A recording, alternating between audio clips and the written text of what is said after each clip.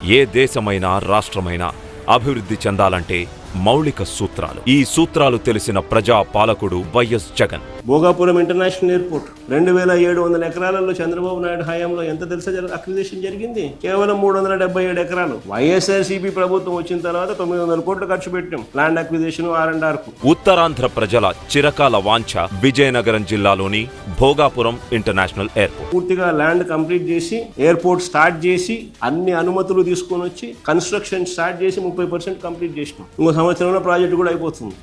4592 కోట్లతో దీని నిర్మాణానికి శ్రీకారం చుట్టారు జగనన్న.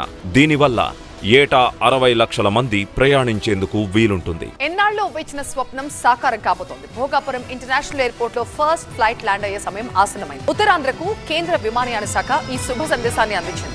విజయనగరం జిల్లా భోగాపురం అంతర్జాతీయ విమానాశ్రయం నిర్మాణం దాదాపు తుది దశకు చేరుకుంది. రన్వే, ఏటీసీ సెంటర్లు పూర్తయ్యాయి. ట్రయల్ రన్ కు సర్వం సిద్ధం చేశారు అధికారులు. ఈ నెల 4న ఢిల్లీ నుంచి భోగాపురంలో ఫస్ట్ వాలిడేషన్ ఫ్లైట్ ల్యాండ్ కాబోతోంది.